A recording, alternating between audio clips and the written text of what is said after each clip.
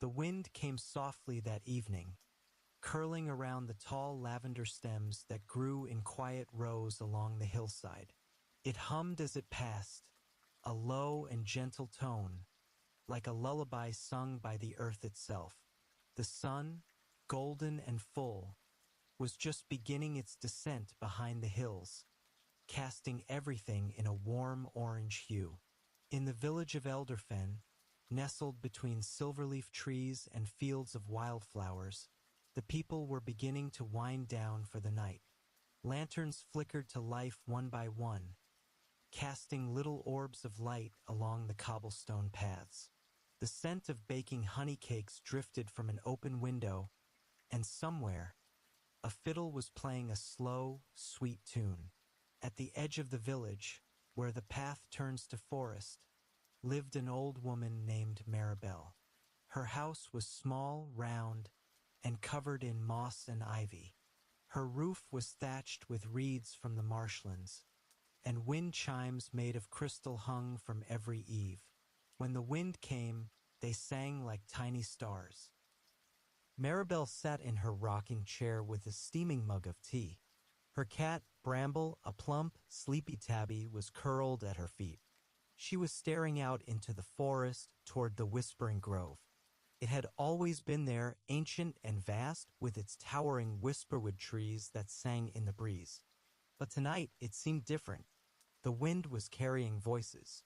Soft ones, kind ones. They've woken, Maribel murmured. Bramble yawned. Maribel set her tea down and rose. Her joints creaked, but her steps were steady. She moved to her shelf and took down a wooden box carved with runes. Opening it revealed a necklace made of small polished stones, moonstone, lapis, jade, and a single silver feather. She fastened the necklace around her neck and stepped outside. The breeze lifted her long gray hair gently as if greeting an old friend. They only call when something is changing, she said softly. Something stirring in the heart of the grove. From behind her, a young voice spoke. Are you going into the forest again? Maribel turned. A girl stood on the path, Lena, no older than 10, with tangled brown curls and wide, curious eyes. It's not safe, Lena said, stepping closer. Mama says people get lost in there. Only those who walk with fear in their hearts, Maribel replied with a gentle smile. But I know the path. I walked it when I was your age. Lena tilted her head. Can I come? Maribel laughed softly. Maybe one day, when the forest calls your name. The old woman turned toward the trees, their dark shapes like sentinels in the fading light. She took a deep breath, feeling the hush of the coming night, and walked slowly into the woods. The whisperwood trees rustled a greeting. The forest welcomed Maribel with familiar grace. A gentle path formed beneath her steps, lined with pale mushrooms that glowed faintly in the twilight. Above, the whisperwood leaves fluttered and twisted as though in silent conversation, casting dappled light and shadow across her path. Still remember me, do you? Maribel murmured to the trees, trailing her fingers along a knotted trunk. A soft shimmer danced ahead of her, phosphorescent moths, white as snow, weaving lazy patterns in the air. They flitted around her head, brushing her cheeks with wings light as breath. I suppose you want to guide me, she said, smiling. The path narrowed and twisted, dipping into a hollow. A small brook whispered beside it, its water cool and clear. Maribel paused and knelt to touch it. As her fingers stirred the stream, she whispered, It's colder than I remember. Something stirs beneath. In response, a ripple traveled upstream, and a small stone in the middle of the brook rose ever so slightly, glowing with a dim blue light. Maribel frowned slightly, her brow creasing. A warding stone, placed by someone with care. She reached for the feather on her necklace and let it brush the stone. The glow faded, and the brook resumed its gentle murmur. At the end of the hollow, an ancient archway emerged, woven from the very roots of the whisperwood trees themselves. Ivy spiraled across it like veins of time, and moss grew thick where the sun never reached. As she approached, the wind changed direction, carrying a voice, a child's laugh, echoing faintly from deeper in the grove. Still playing games? She asked aloud, pausing at the threshold. Or are you warning me? She stepped beneath the arch. A sensation of warmth spread through her chest, like she'd entered a memory. The trees opened wider on the other side, forming a natural glade lit by fireflies. In the center stood a large stone table, its surface etched with runes, and upon it sat a figure, tall, slender, and wrapped in robes that shimmered like rain-soaked leaves. The figure raised their head. Their eyes glowed softly, green as new buds. You took your time, Maribel. The old woman bowed slightly. I didn't realize the grove would send a wind so strong. The wind is the gentlest part, the figure replied. It's the silence you should listen for. Maribel approached the stone table, each step silent on the mossy ground. The figure stood slowly. Though ethereal, they had weight like they belonged to both dream and earth. Their name was known only in the old tongue, but Maribel called them Thalen, meaning keeper of deep roots. You've grown older, Thalen said gently. Happens to the best of us, she replied. Even trees show their years. Thalen gestured to the table where runes glowed faintly. The grove is shifting. Something beneath stirs and the roots are uneasy. Maribel nodded, placing her hand on the runes. They pulsed in response, recognizing her presence. I felt it. Even the brook bore a warding stone. Something ancient is waking. Not waking, Thalen corrected. Calling. Maribel stiffened. You mean? Yes. The heart tree murmurs in its sleep. It dreams of what once was and what may be again. Silence stretched between them. The heart tree buried deep in the center of the grove was a myth to many. Even among the forest dwellers, only few had ever heard its dreams. Thalen continued, there is one who hears it clearly. A child, not born of the forest, but called by it. Maribel's thoughts flashed to Lena, standing barefoot at the edge of the woods, her eyes wide with questions. A village girl? Yes. The grove touched her dreams. That is rare. Maribel closed her eyes. She's young, unshaped. She must come, Thalen said. Soon, before the dreaming ends. And if the dream becomes a nightmare? Thalen's expression darkened. Then the grove will close itself to the world. Forever. That night, Lena lay in bed, staring at the thatched ceiling above her. The breeze through her window smelled like mint and rain, and the lull of crickets wrapped the village in a blanket of calm. Yet sleep wouldn't come. Something tugged at her mind. She turned on her side and shut her eyes tightly, willing sleep to find her. And when it finally did, it carried her into the forest.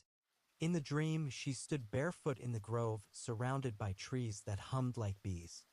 Above her, stars spun slowly, circling a single bright point directly above the tallest tree. Lena stepped forward. Her feet touched moss that pulsed beneath her soles as though alive. A voice spoke then, not in words, but in a rhythm like a heartbeat in the earth. Thumb, thumb, thumb. She turned and saw a great tree, wider than any she'd known, its bark silver gray and leaves aglow with soft golden light. Its trunk rose higher than mountains, vanishing into the stars. She reached toward it and woke, panting. Sweat dampened her hair. The whisper of the forest still echoed in her ears. She sat up slowly and whispered, "It's real." The next morning, Maribel stood outside her cottage, waiting. She didn't wait long. Lena appeared, walking slowly down the path with hesitant steps. You felt it, Maribel said. Lena nodded. It spoke to me. A tree. A huge one. It felt like it knew me. Maribel motioned her to sit. You've been chosen, child. The grove doesn't speak without purpose. Lena fidgeted. What does it want? Maribel stared into the trees. To be heard. To warn us. But only those it calls may carry its message. A long silence passed between them. Then Lena asked, Will you come with me? Maribel smiled softly. I can lead you to the path, but you must walk it. That evening, Maribel prepared. She packed a satchel with dried fruit, a small crystal bell, and an old map stitched onto silk. Lena brought her sketchbook and her lucky charm, a pine cone she'd painted gold as a child. Together, they stepped into the woods, the trees parting like curtains in a dream. The deeper they went, the quieter the world became. Birds fell silent. Even the breeze hushed, as though the forest was holding its breath. Lena walked close behind Maribel, glancing nervously at flickering shadows. But the old woman moved with confidence, her hand brushing against ferns and vines that slid aside at her touch. They crossed a stream over a fallen log. Beyond it, the trees grew stranger, twisting in slow spirals, their trunks marked with glowing runes. Lena whispered, "Why are they glowing?" "The grove recognizes you," Maribel said. "It's showing the way." As night fell, they reached a small clearing. Maribel lit a circle of lanterns and drew symbols in the soil. "We rest here tonight." Lena lay on a bed of moss. Above her, the stars seemed closer than ever. And once again, dreams came quickly. This time, she saw faces, stone faces in the roots of trees, watching her, ancient and kind. One spoke, "Child of breath, come to the heart." In the morning, the forest felt different, more alive. Trees shifted when they weren't looking. Branches realigned above them, forming arches like cathedral vaults. Maribel paused beside a strange tree with a hollow in its base. "Watchers," she murmured. Lena peered inside. A small, round face peered back, carved from bark, its eyes glinting with blue light. "They're old spirits," Maribel said. "Not dangerous, just curious." As they passed, more appeared. Faces in trunks, eyes in the moss, even a smile in the stones beneath their feet. None spoke aloud, but Lena could feel them. "They know me," she whispered. "They know of you," Maribel said. "Your dream touched their roots." Deeper still they went, where sunlight barely reached. Here the ground was soft and warm. A pale mist clung to the earth. Suddenly, Lena paused. "I hear singing." Maribel listened. It was faint, but their high, lilting voices, weaving melodies of old. "The Dryads," Maribel said, "were close to the Veil of Leaves." The song grew louder as they approached a towering wall of ivy. It shimmered with silver dew, and between the leaves, tiny figures danced, tall as a hand, delicate, and winged like dragonflies. Dryads. They sang in harmony, part wind, part breath, part memory. As Lena stepped forward, the wall parted slowly, revealing a narrow path lined with glowing blossoms. "They're letting us through," Maribel whispered. They passed through the veil into a hidden glade. Flowers bloomed in impossible colors, blue as starlight, red like forgotten fire. The air shimmered with petals, drifting endlessly. At the center of the glade stood a ring of standing stones. Each hummed softly, tuned to a different note. Lena approached one, placing her palm upon it. The stone responded, showing a vision, a memory of the grove long ago when the heart tree stood awake and the forest stretched to the sea. Lena staggered back, breathless. "They're showing you the past," Maribel said. "The grove remembers everything." As they continued beyond the glade, the forest darkened, but not with shadow, with memory. The trees themselves seemed lost in thought, replaying moments like flickering dreams. Lena began to see them too. A battle long ago, flames among the roots, voices crying out in sorrow. Then peace, a circle of children laughing as saplings danced in time. The visions came fast, too fast. Lena stumbled. "It's too much." Maribel steadied her. "Breathe. Let the grove guide you gently." With effort, Lena focused on her breath. The visions softened. Only one remained, the heart tree, weeping sap like tears, surrounded by three cloaked figures. One held a crystal, one a sword, and one, Lena gasped, held a golden pine cone. "It's me," she whispered. "Or someone like me." Maribel's face was pale. Then it's true. The cycle is beginning again. At last, they reached a pool so still it reflected the sky with perfect clarity. It was said to be the eye of the grove, a place where the forest looked inward. Maribel knelt at the edge and spoke softly. "Show us." The pool shimmered, and a vision appeared. A grove darker than night, the heart tree slumped in slumber, its bark cracked with age. A shadow circled it, something vast, formless, and ancient. "The dreaming rot," Maribel breathed. "It's returned." Lena's heart raced. "What is it?" "A sickness of spirit," Maribel said, "born of forgotten pain." The vision shifted, showing Lena standing before the heart tree, her pine cone raised, light pouring from it like sun through leaves. Maribel looked at her gravely. "You are the seed of renewal, but only if you choose to be." They made camp beside the crystal pool, sleeping lightly. The air was quiet, heavy with knowledge. When dawn came, it brought no birdsong, only silence. Maribel woke first. She looked older somehow, her eyes shaded with concern. "We must go to the old hollow," she said. "It's where the rot first touched the grove." They walked beneath arched roots, down into a valley where the trees were twisted, blackened in places. It wasn't death, it was memory. Pain lived here. The hollow was a bowl of earth ringed by whisperwood trees with their leaves curled inwards as if in grief. At the center sat a mound of stone, an altar cracked and moss-covered. Lena stepped forward, her golden pine cone glowing faintly. As it neared the altar, a ring of old light burst out, swirling in runes that hovered in the air. Maribel stepped back. "The grove recognizes you again."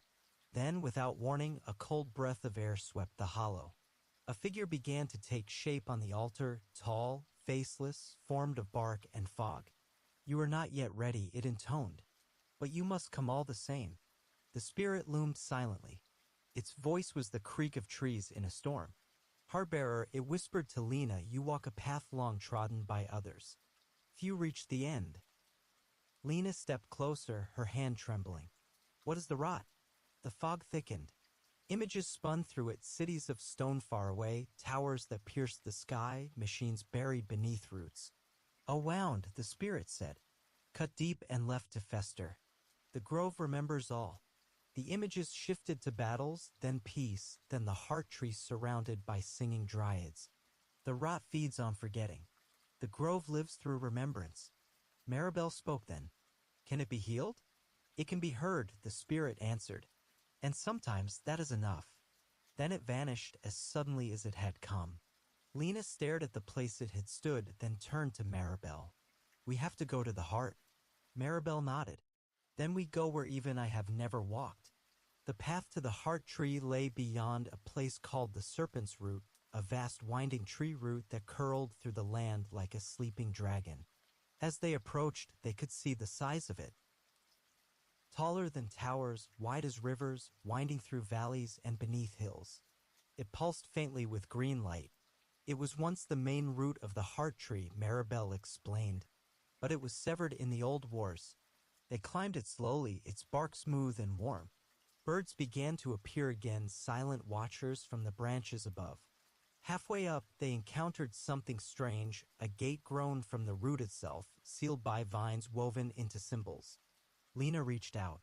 Her pine cone glowed again, the vines unraveling at her touch. A deep hum rose from the root, sad yet welcoming. The gate opened, revealing a tunnel of bark. They stepped inside. The tunnel was alive. It pulsed with memory. As they walked, voices whispered along the walls, echoes from those who had walked the serpent's route before. Some sang. Some wept. One voice spoke clearly. "Child of light, find the seed. Plant what was lost." The tunnel deepened. Runes glowed softly, casting shadows that danced like old spirits. Suddenly, the tunnel shook. Dust fell. A crack appeared in the wall. Through it, black vines slithered, writhing like snakes. The rot, Maribel said, pulling Lena back. It's found this path. Lena raised her pine cone.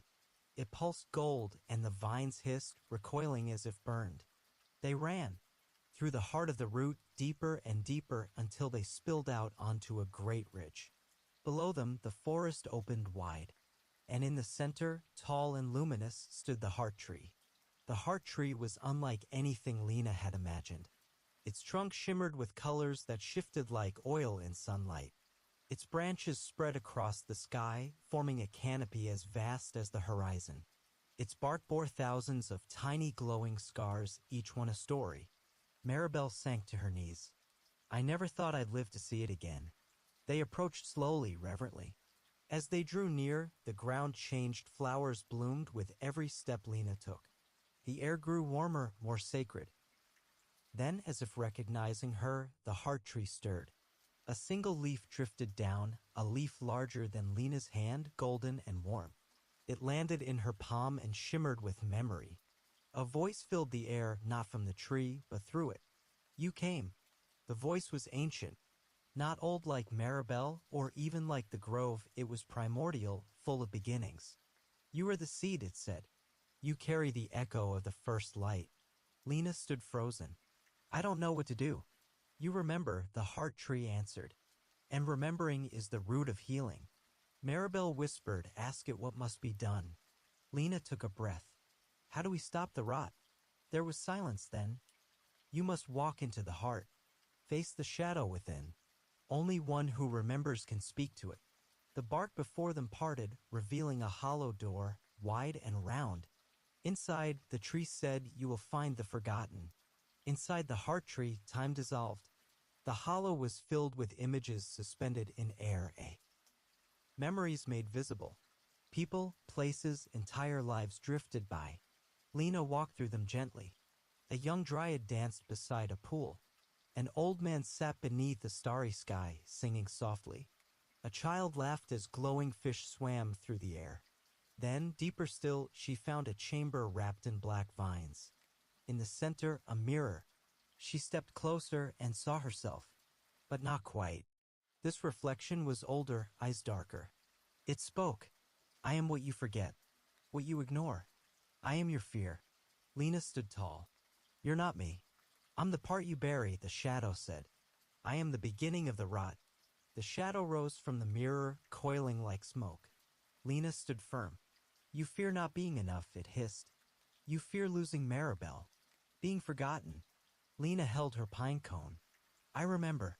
It blazed with golden light. The shadow recoiled, then lunged. Lena braced herself, but the light spread, wrapping her like a shield. The vines hissed and fell away. Behind the mirror, something glowed. A seed. Round, golden, pulsing with warmth. Lena reached out and took it. The shadow screamed and vanished. The chamber brightened. A soft wind swept through the tree's heart. You remembered, said the heart tree. Lena stepped out of the heart tree, seed in hand. The grove was silent, waiting. Maribel approached. You found it. Lena nodded. It's time to plant it. At the base of the heart tree, a hollow opened. Lena knelt and placed the seed inside. As she did, the ground shivered. Light spilled from the soil. The trees rustled in unison. The dryads sang again. The hollow watchers opened their eyes. The seed pulsed once, twice, then sank. From the hollow, a single sprout rose, small, green, and glowing. The heart tree whispered, a new story begins. The rot began to retreat. The twisted places of the forest softened. Black vines shriveled, replaced by flowering roots. The serpent's root pulsed strong again. Maribel wept openly, touching the bark of the heart tree. I never thought I'd see healing. Lena turned, holding her golden pine cone. It's not just healed. It's reborn. The dryads danced in the trees above. The whisperwood leaves shone silver. And for the first time in memory, the forest laughed, a deep, harmonious sound like joy carried on wind. The wind that had begun it all now carried them home. The village of Elderfen stood quiet as the first breeze of restoration rolled down from the grove. Flowers bloomed out of season. The silver-leaf trees shed not their leaves but glimmering petals that melted into the soil, leaving behind faint warmth. Children ran through the fields chasing fireflies that had returned in great clusters. The fiddler at the edge of town found his strings playing melodies he hadn't learned. That night, without invitation, the forest sent gifts. Bundles of herbs with ancient healing properties appeared at doorsteps. Springs once dry now overflowed. Cracked roofs grew moss that sealed them tighter than thatch. And in the center of the village, a sapling sprouted where no seed had been planted. The people gathered in wonder. Elder Goss, who'd lived through 3 wars, whispered, "The forest smiles again." And Maribel, standing beside Lena, nodded. It remembers. Lena found herself drawn back to the forest every morning. She would walk barefoot to the grove's edge and place her hand against the whisperwood trunks, feeling them hum in greeting. Maribel watched her with pride. "She walks with the knowing," she said to Bramble, who purred lazily in the window. But the village had questions. Children wanted to know if the dryads had wings.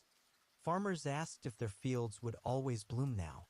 One man asked if the forest would take his dreams too. Lena answered as best she could. The grove doesn't take. It listens.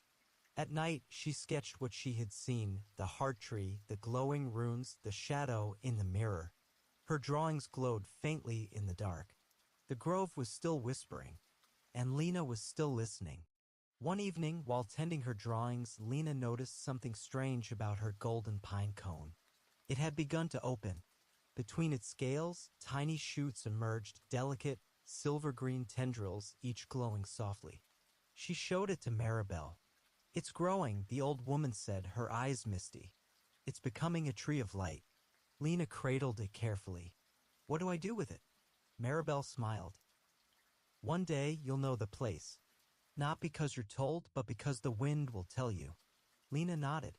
She tied a strand of forest-blessed silk around the pine cone and placed it on her windowsill. That night, the wind sang to her. A lullaby in a tongue she'd never heard, but deeply understood. The village decided to hold a festival in the grove's honor. They called it the Festival of Whispers. Lanterns were shaped like leaves. Songs were sung in mimicry of dryad melodies. Children wore costumes of moss and bark, and dishes were flavored with forest-grown spices. Lena was honored with a necklace of carved cedarwood and a place of honor beside the village fire. At dusk, she stood and spoke.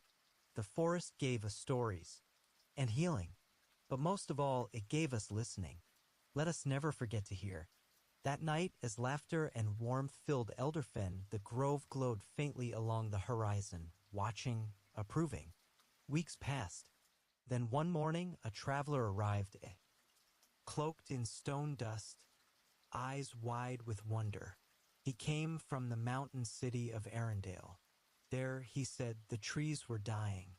The wind no longer sang. The birds had vanished. But, he added, a dream came to me of a girl with a golden pine cone and a forest that healed. Lena listened in silence. Maribel whispered, "It's begun again." Lena touched the pine cone, now nearly sprouted into a miniature tree. She turned to the traveler. "Then we must go." This time it was Lena who prepared the satchel, dried fruit, spring water from the crystal pool, a journal, and the seedling. Maribel handed her the crystal bell. For calling friends unseen. Bramble, as if sensing something momentous, curled around Lena's legs, meowing once and then sitting proudly as if in blessing. A path had already formed outside the village, one the grove had not carved, but rather the world itself had formed in wait. "You won't be alone," Maribel said. "The grove will walk with you." Lena nodded. "And I'll listen." At dawn, she stepped beyond the known, her footsteps ringing in the stones like promise. The land beyond Elderfen was dry and colorless. Hills crumbled into valleys of cracked clay. Trees stood like statues, silent, brittle. Yet even here Lena heard whispers. The wind was weak, but present. It told stories of ancient fires and forgotten songs. It asked only to be remembered. She walked for days, sleeping beneath crumbling arches and among brittle grass. The seedling she carried grew slowly, its leaves turning ever toward moonlight. Then, in a canyon of red stone, she met others. Children, dozens, living in silence among the dust. They called themselves the children of stone. Raised in the shadow of mountains, they had never seen a living tree. Their homes were carved from rock, their food roots dry and tasteless. But their eyes, everyone held dreams.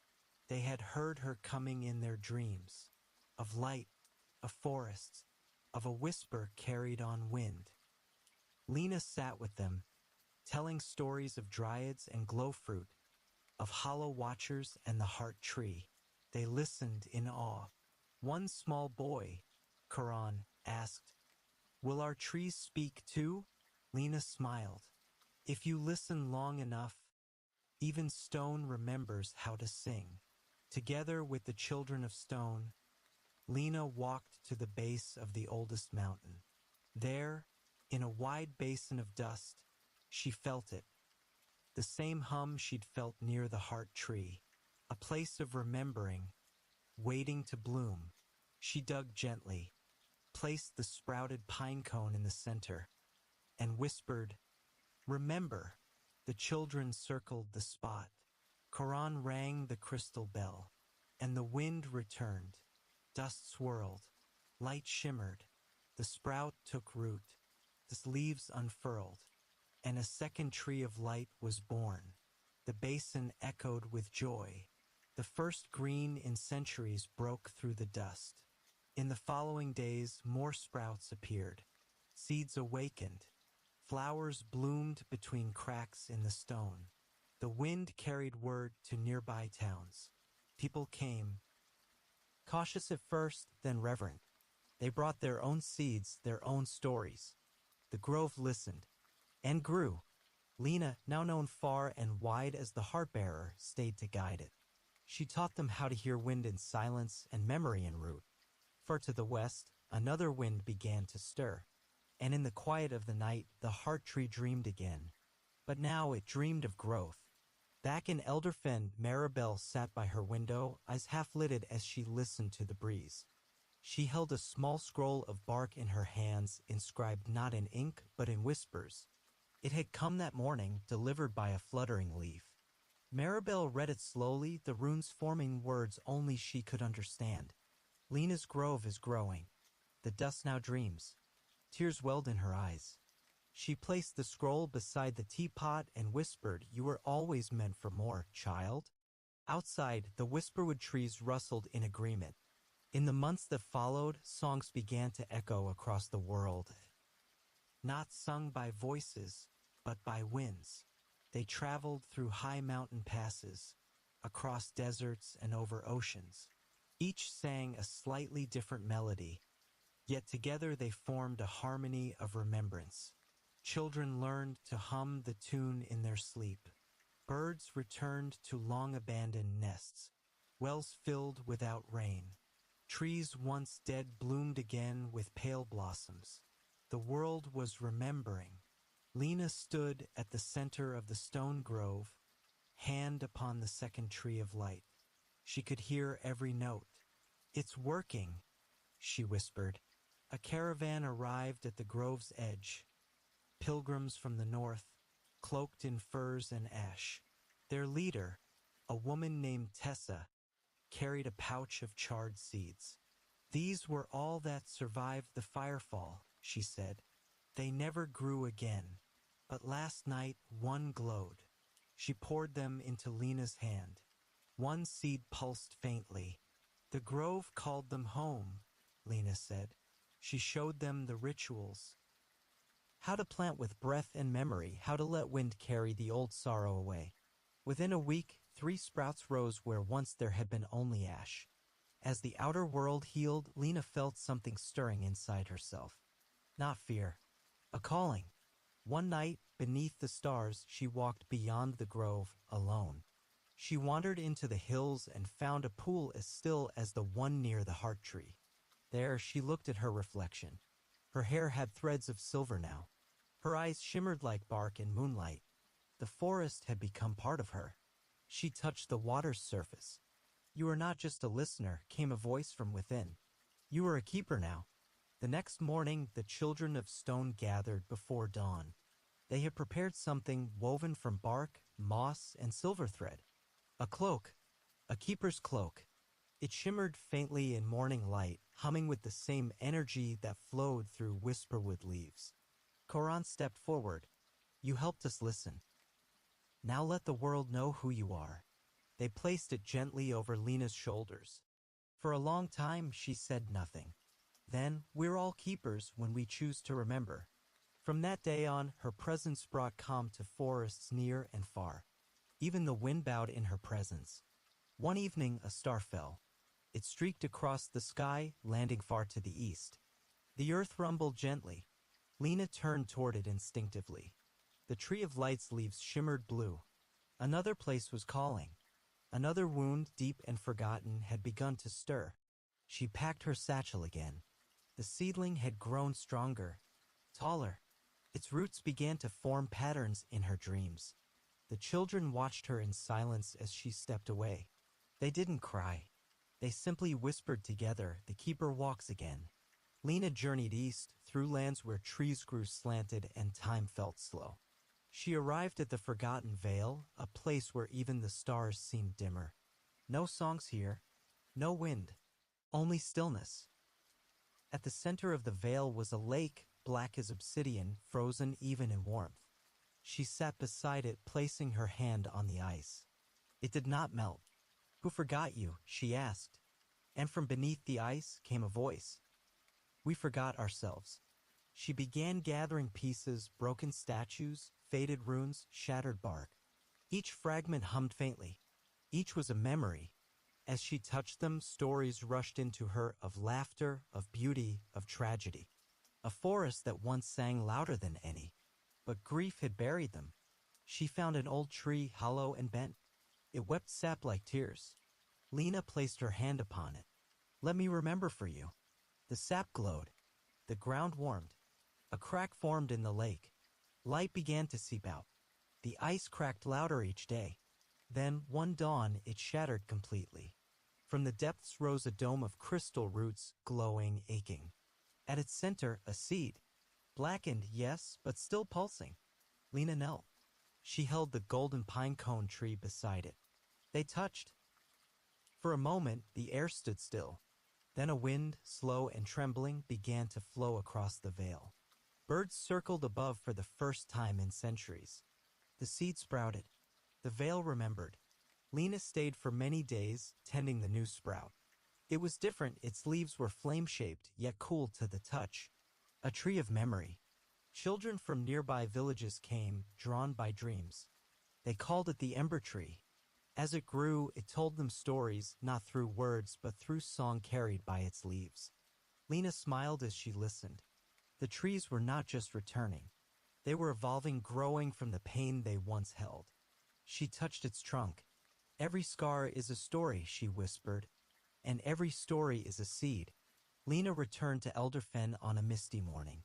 The village was quieter now, more in rhythm with the forest. Flowers grew along rooftops, and the lanterns hummed with a soft golden light. Children ran to her with laughter, calling her name, and Bramble, older now but still spry, meowed with delight and nuzzled her legs. Maribel stood by her garden, hands folded gently. "You're different again," she said. Lena smiled.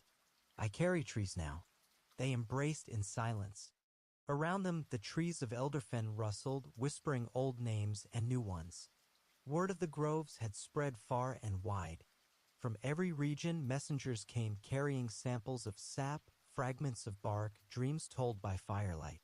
And so Lena helped form the Council of Seeds. It met under the heart tree beneath its vast boughs. Each counselor bore a talisman, crystal roots, pine spirals, golden petals. Their purpose was not to govern. It was to remember, and to listen when the world whispered. Lena's voice always carried far, even when she spoke softly. Let us sow healing where pain once grew, and stories where silence once lived. Lena began drawing a new kind of map, not of places, but of memories. Each forest she had visited, each child who had listened, each seed that had sprouted. All marked in ink that shimmered faintly when touched. The dream map, people called it. It hung beneath the heart tree, growing larger each year. Pilgrims would trace their fingers along its edges and feel laughter, sorrow, and music etched into it like constellations. One young girl whispered, "It's like the world is dreaming through her hands." And perhaps it was. In the southern plains, fires had long devoured everything. But one year, after rain came for the first time in decades, the earth cracked and a single whisperwood seed emerged. Lena arrived days later, her cloak flickering with echoes of ash and wind. She planted the second tree of embers there. Its leaves burned gold, not with heat, but memory. At night, the trees around it glowed with stories, visions of past joys that fire had failed to erase. People began to call the place the Fire Grove. It became a symbol that no loss was ever final. As Lena traveled, her name changed. In the north, they called her Wind Weaver. In the east, Memorwalker. In the south, Emberchild. But wherever she went, one name remained constant: Keeper. She never asked for the title, never wore it with pride or burden. It was simply who she was. The one who listened. The one who planted. The one who remembered when others could not. And when people thanked her, she always said the same thing. "The grove does the healing. I just carry the seeds." One morning, Maribel did not rise from her bed. Bramble sat beside her quietly, tail wrapped around her paws. Lena came at once. She sat by Maribel's side, holding her hand. The old woman smiled faintly. "You heard everything I never could, and you spoke for all of us." Tears slipped down Lena's cheeks. "You taught me how to listen." Maribel closed her eyes. "Then my part is done." She passed with a breath like wind through leaves. And that night, beneath a sky of stars, Lena planted a seed beside her home. By dawn, a sapling stood tall. Years passed. The groves grew. Some tall as towers, some small and hidden, whispering only to those who truly needed them. The winds never stopped. They carried stories across mountains and oceans. They reached children not yet born and elders at the end of their path. Lena's steps grew slower. Her hair turned silver as moonlight, but her hands still planted seeds. And everywhere she went, people remembered. One quiet night, Lena dreamed again. She stood in the original grove facing the heart tree. Its leaves shimmered with countless colors. But this time she wasn't alone. All around her stood figures, young, old, tree-like, human, dryad, stone. They held seeds in their hands. They smiled. The heart tree leaned low, a voice blooming through its branches. "You've remembered enough for all of us. Now rest." Lena placed her pine cone in the earth once more, and the forest sang. Lena passed as she had lived, with silence and roots beneath her feet. But the seeds she planted grew still. Children born years after her journey could still find her in the wind. They would hear her stories in falling leaves and rippling streams. Every keeper who came after bore a part of her in their breath. In the oldest grove, the heart tree still bloomed, and at its base, one root shimmered gold. Her root, her whisper, her seed. And so the grove continued. It grew not just in soil, but in hearts, in places no cartographer could reach, in lullabies and drawings and laughter beside saplings. People still gathered at its edges, telling stories that weren't always theirs, but that always mattered.